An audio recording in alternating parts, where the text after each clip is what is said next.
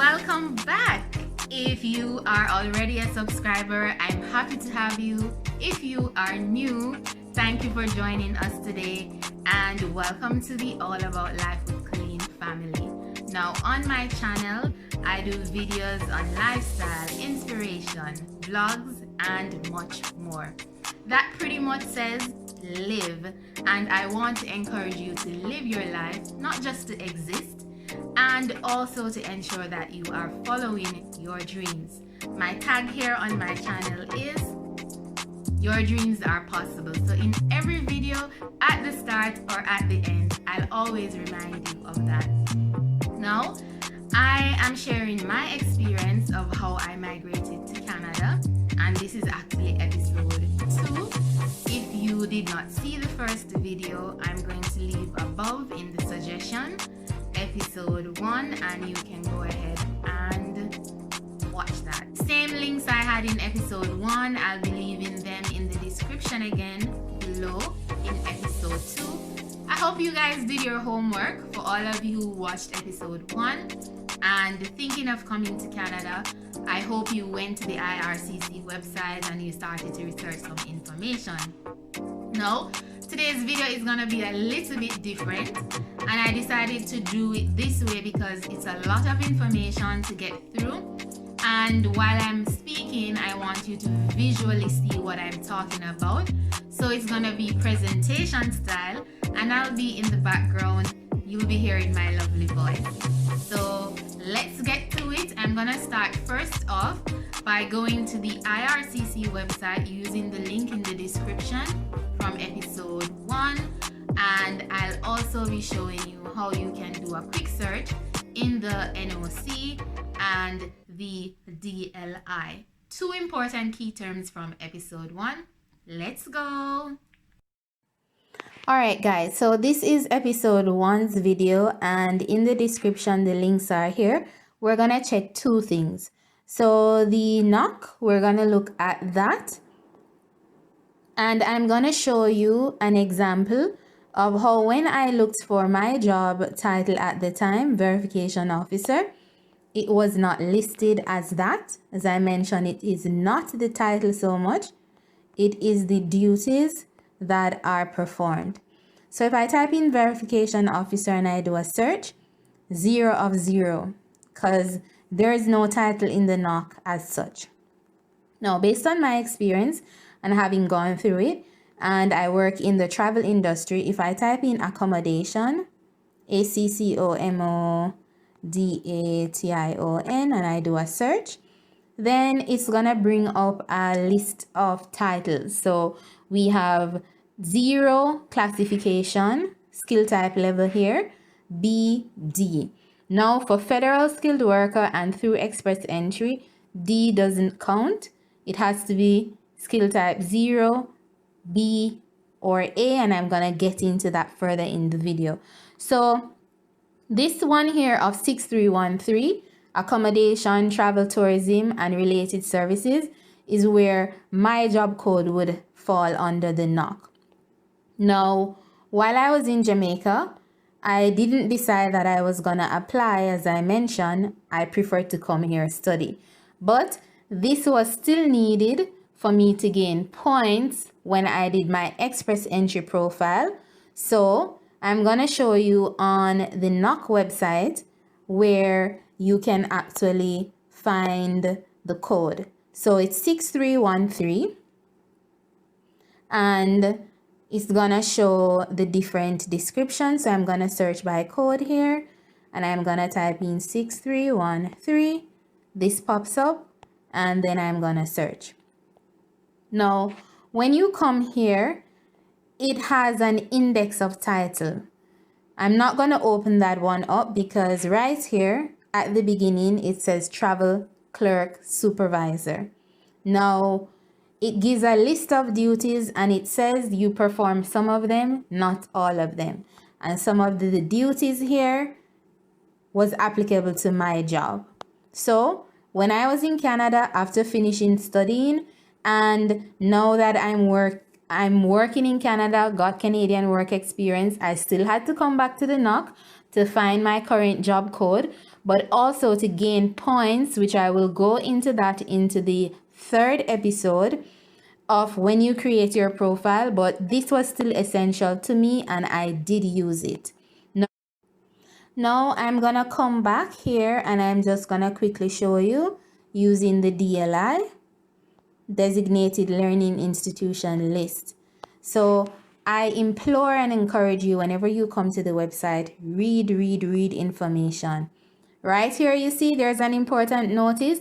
Some DLIs are reopening to international students. So because of COVID, some were closed and they didn't have their readiness plans approved. But if they're approved, they will be in the list below. So I'm just going to search by territory, Ontario.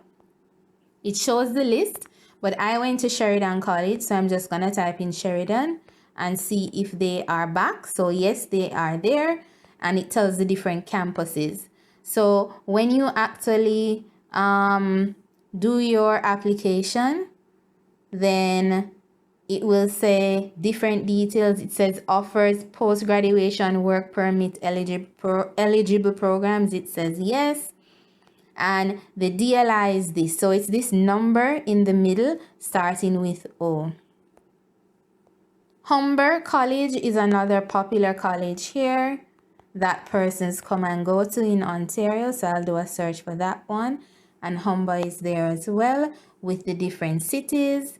And if they offer post-graduation work permit programs, you're going to learn about that term a little more. So that's it, guys. Ensure you do your research.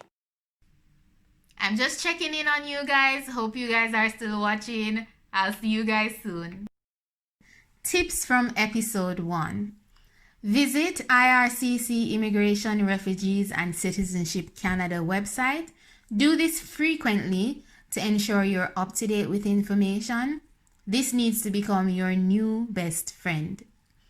Take a trip to Canada as a visitor to see what it is like, if possible. Be prepared to adapt to cold weather. Winter season is a yearly event. Find out information about the different provinces in deciding where you want to settle. Research. Search the NOC for your job code. We just went through that. I gave you an example of how I search for my job title. So that little tip should be very helpful for you. And then as international students, if you're coming here to study, you need to check the DLI list to ensure the school you are applying to is noted in that list. Very, very important. So these are the tips from episode 1.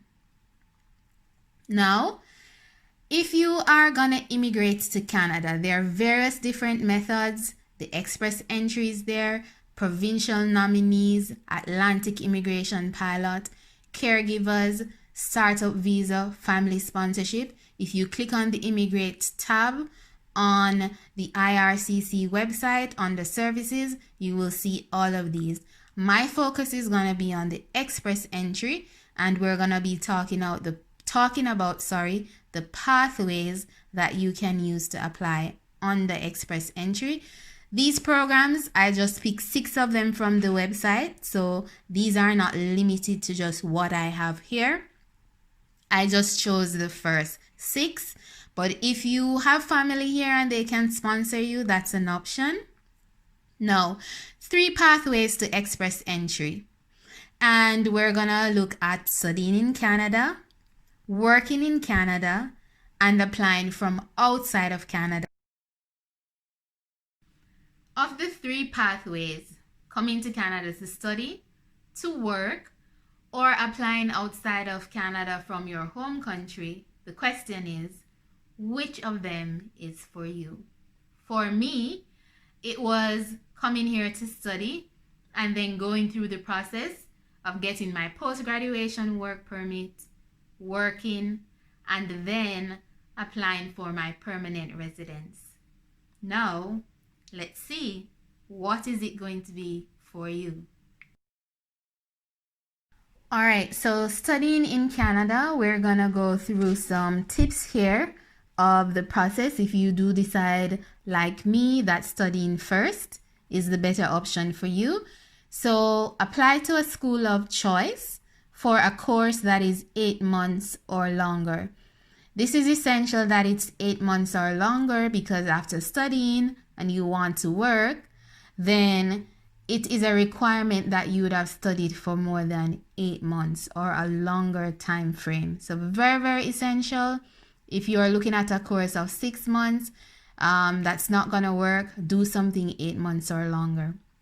Now, when you have your acceptance letter from your school, then you're going to gather all other relevant details required to apply for a study permit. So you're going to apply for the study permit in your home country or region, and you're going to need other little details. So you have your acceptance letter.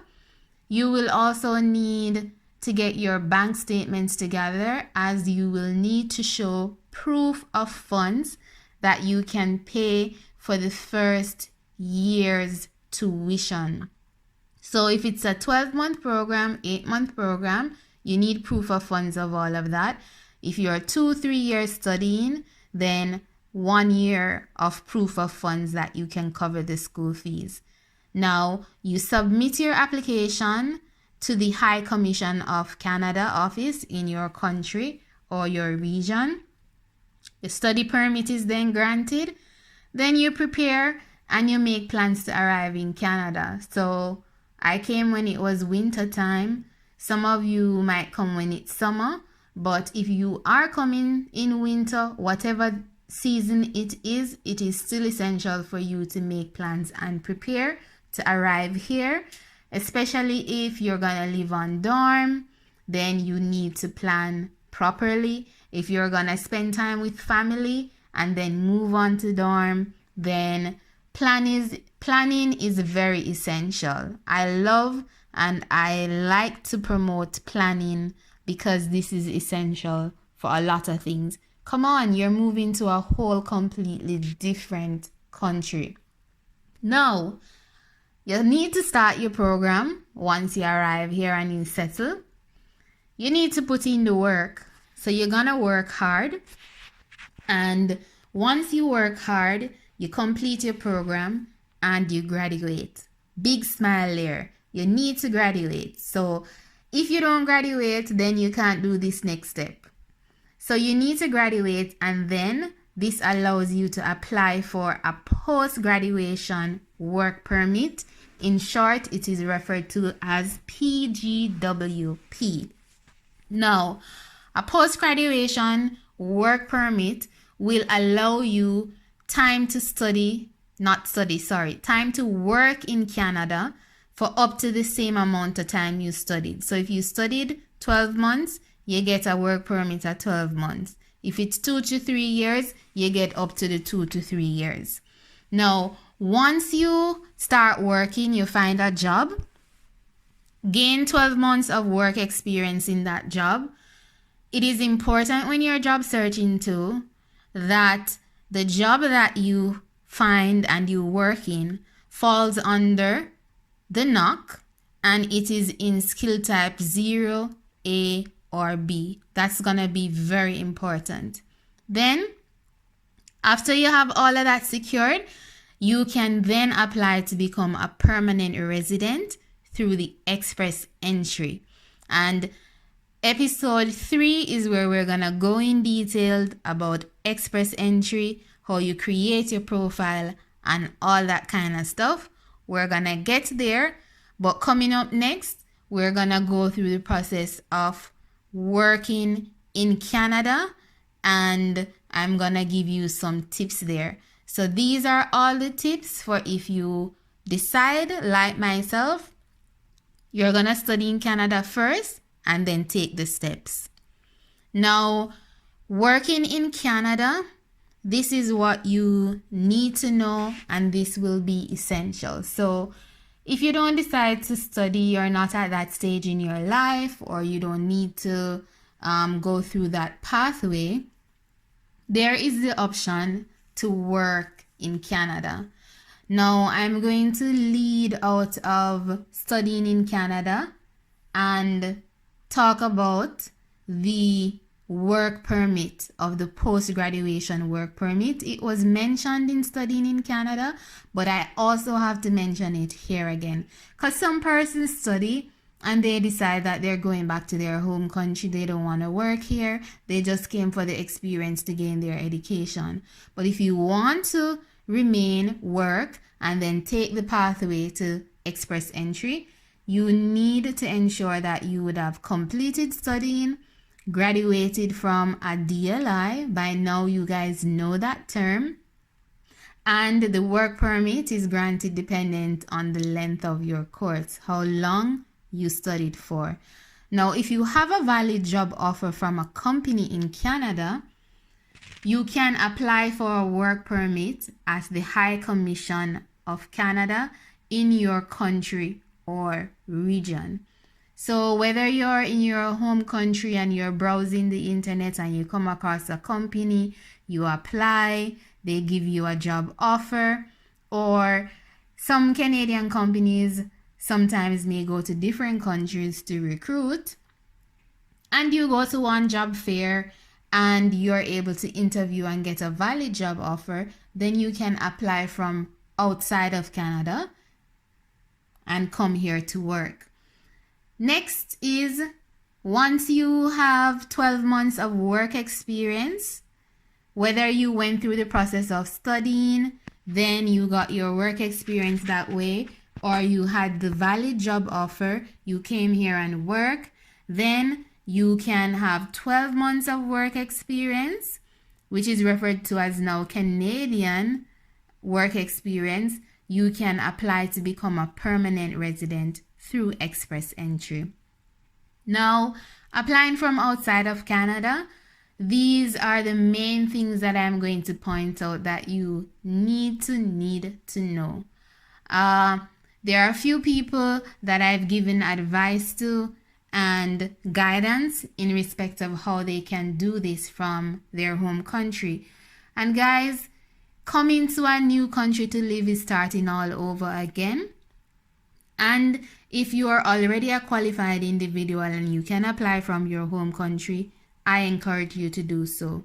So to apply as a federal skilled worker, there are several requirements. However, the main requirements to consider are finding the appropriate NOC code that relates to your job duties. Very, very important. I demonstrated that. Go to the NOC and do your search on your own. Get familiar with it. Completing language tests.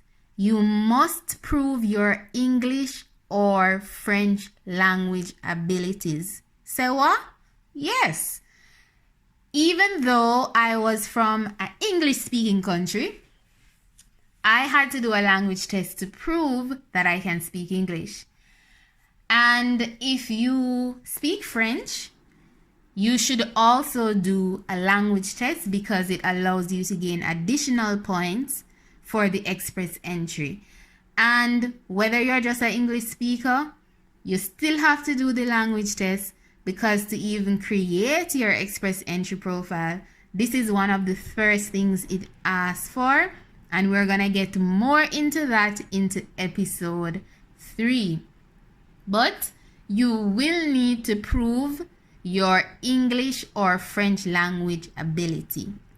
Now, getting an educational credential assessment, which is referred to as an ECA report. Now, if you have a first degree, a second degree, an associate degree, no matter what it is important that you do an ECA, which will pretty much determine if your education in your home country is equivalent to what it is in Canada. So I did a first degree in Jamaica. Is it equivalent to a first degree in Canada? So that is what it is doing. Then you need to make an important decision. Are you going to apply on your own or you're going to use a representative? Now, once you do your research, If your situation isn't complicated, if there are not other factors to consider, then you can for sure do it on your own. I'm a prime example of having done so. All I did was research. I didn't have a legal background, and I was able to do it on my own. But as I said, if you do feel that you need legal help from an immigration consultant or even from a lawyer, then it is important for you to get that help. Now, one of the other things that you should also consider is timing. You need to ensure that you're doing this and you're researching as I mentioned, and you're ensuring that whenever you create your profile, whenever you're doing these things, you're considering the timing, because the language test, the ECA report do have an expiration date. We will get into that into episode 3. Now, when you decide whether you're going to apply on your own, use a representative, then now you can go ahead and start creating your express entry profile. And episode 3 is going to be dedicated to that, and I'm going to take you through step by step. Now, to become a permanent resident, whether you came, you studied, whether you came, you worked, or whether you're applying from outside, your express entry profile needs to be created. It needs to be created accurately. So I would say, get a little book, write down all the important dates, everything that you're inputting, everything that is deemed essential, so you can provide accurate information. Now, proof of funds is something to consider, especially coming to Canada. If you're coming with a family member, if it's not just you, then you need to show proof of funds that you are able to settle in Canada. You have enough money to do so. Now, the exceptions are if you came here, you studied, you gained your 12 months of work experience. If you came here, you worked, you had a valid job offer, then proof of funds would no longer be essential, because then you will be considered under what we refer to as Canadian experience class. Canadian experience class pretty much just suggests that you've been able to gain 12 months or more work experience in Canada, and as a result of that, you're here, you're working, you don't need to show proof of funds. So something to consider. And to give you an example, currently to date, if you are going to apply on the federal skilled worker and you need to show proof of funds, for one individual, it's around $12,960 at the moment. For 2 persons, it is $16,135. And for 3 persons, $19,836. And this is all in Canadian funds. So very important that you consider these things. Go to the IRCC website. It will indicate to you what is accepted as proof of funds. Thanks again, guys, for watching. Remember to like, comment, subscribe. Thank you for sticking around and watching the video till the end. I really do appreciate it. Now, here is what you need to do if you have not as yet. Give the video a thumbs up to like it. Comment below. Share with your friends, family, loved ones, everybody that you know. And go ahead and click the subscribe button if you're not yet subscribed. And the notification bells to all. Now, episode 3 will be the final episode of the series of how to migrate to Canada. If there are specific questions that you need me to address, remember, leave them in the comment section below. Thank you so much.